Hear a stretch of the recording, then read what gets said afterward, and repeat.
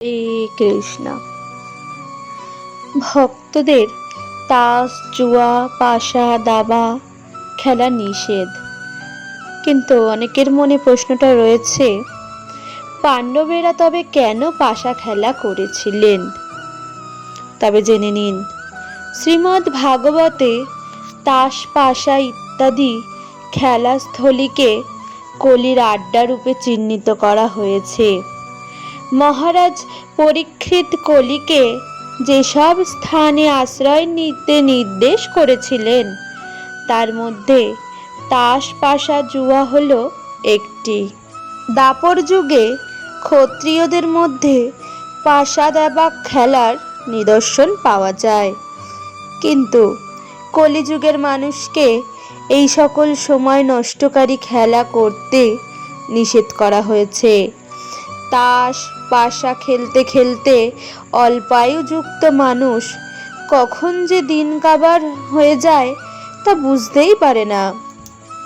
খেলায় উন্মত্ত হয়ে তারা এমন বুদ্ধিহারা হয়ে যায় যে পারমার্থিক চর্চার কথা তো অনেক দূরের ব্যাপার, এমনকি জাগতিক সাধারণ কর্তব্যগুলিও তারা অতি সহজেই ভুলে যায়।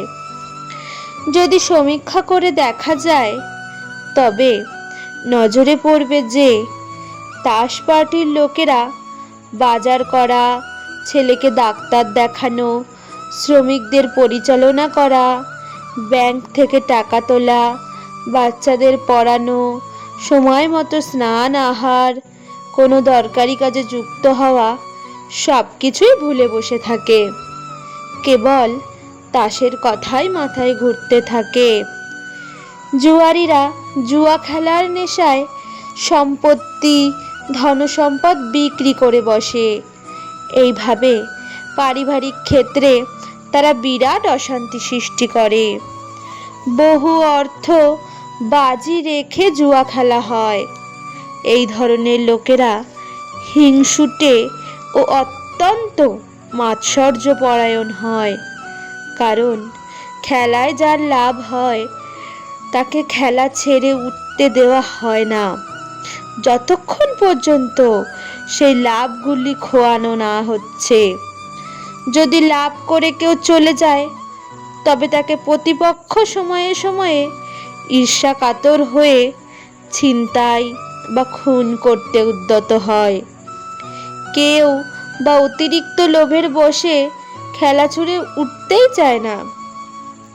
পাণ্ডবগণ যে অক্ষক্রীড়া করেছিলেন, তাতে দুর্মতি দুর্যোধনের কূটকৌশলে সতী দ্রৌপদীকে পর্যন্ত বাজি রাখা হয়েছিল। পঞ্চপাণ্ডবদের রাজ্য ছাড়া করবার দুষ্ট অভিপ্রায়ে তারা এই খেলার আয়োজন করেছিল।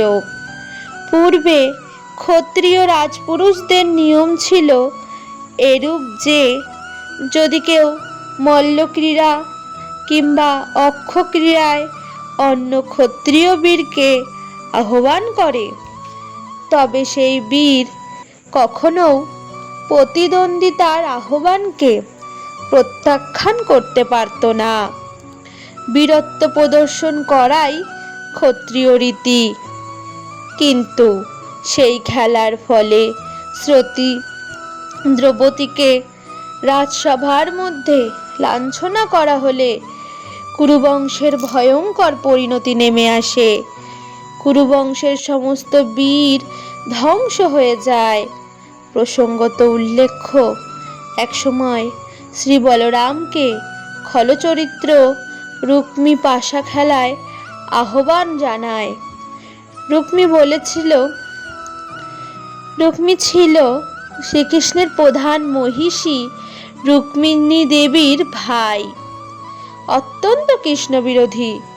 কলিঙ্গ রাজের কুপরামর্শ নিয়ে সে চেষ্টা করেছিল যে বলরামকে পাশা খেলার প্রতিদ্বন্দ্বিতায় বসিয়ে এমনভাবে হারাতে হবে যাতে অপমানিত হয়ে বলরাম সহ কৃষ্ণ লজ্জায় আর মুখ দেখতে না পারে। এই ছিল তার অভিসন্ধি। যদিও বলরাম পাশা খেলায় আদৌ উৎসাহী ছিলেন না, তবুও প্রতিদ্বন্দ্বিতায় সাড়া দিতে সেই খেলায় রত হলেন। বহু স্বর্ণ মুদ্রা পণ রেখে খেলা চলছিল। প্রথম প্রথম বলরাম পরাজিত হচ্ছিলেন, ফলে বিজয়ী রুক্মী ও তার সহচর রাজন্যবর্গ কৃষ্ণ ও বলরামকে অপমান ও নিন্দা করার সুবর্ণ সুযোগ পেয়েছিল এবং কলিঙ্গরাজ প্রতিবারই দাঁত বের করে অট্টহাস্য করছিল। তাদের সবার তীব্র ব্যঙ্গোক্তি ও উপহাসে অসহিষ্ণু হয়ে বলরাম উত্তেজিত হয়ে 1,00,000 স্বর্ণ মুদ্রা পণ ডাকলেন। এবার বলরাম জয়ী হলেন, কিন্তু কপট রুক্মী দাবি করল যে সেই জয়ী হয়েছে, বলরাম পরাজিত। আর সবাই অন্যায়ভাবে রুক্মীকেই সমর্থন করল। তখন বলরাম রক্তচক্ষু হয়ে 10 কোটি স্বর্ণ মুদ্রা পণ রেখে খেললেন। এবারও বলরামেরই জয় হলো, কিন্তু রুক্মী ও তার দল নানা রকম কপট যুক্তি দেখিয়ে বলরামের পরাজয় ঘোষণা করল। সৎভাবে বলরাম খেলেও কেবল অপমান উপহাস শুনতে লাগলেন। সঙ্গে সঙ্গে মিথ্যা অট্টহাসির উচ্চ রোলও বলরামকে অপমানের অতিরিক্ত মাত্রা বাড়িয়ে দিচ্ছিল। শ্রী বলরাম কোনো কথা না বলে একটা ভারী গদা হাতে তুলে নিয়েই সহসা রুক্মীর মাথা ফাটিয়ে দিলেন। রুক্মী শেষবারের মতো দাঁত খিচিয়ে রক্তাক্ত বিচূর্ণ মস্তকে শুয়ে পড়ল। সঙ্গে সঙ্গে বলরাম রুক্মীর দলের কটুভাষী পলায়নপুর রাজন্যবর্গের হাত পা ভেঙে দিলেন, আর অট্টহাস্যকারী কলিঙ্গরাজকে ধরে তার দাঁতগুলো সব ভেঙে ফেললেন। এইভাবে পাশা খেলার আসর গেল ঘুচে। সেই গৃহে বিরাট বিবাহ উৎসবের শুভ দিনেই বেচারা রুক্মীকে শ্মশান চিতায় পাঠানো হলো। যারা জীবনের উদ্দেশ্য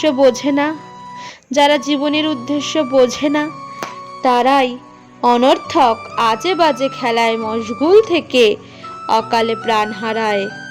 সেই জন্য কথায় বলে, তাস পাশা সর্বনাশা। এই জন্যই আমাদের তাস পাশা ইত্যাদি জুয়ো খেলা থেকে বঞ্চিত থাকাই শ্রেয়। রাধে রাধে।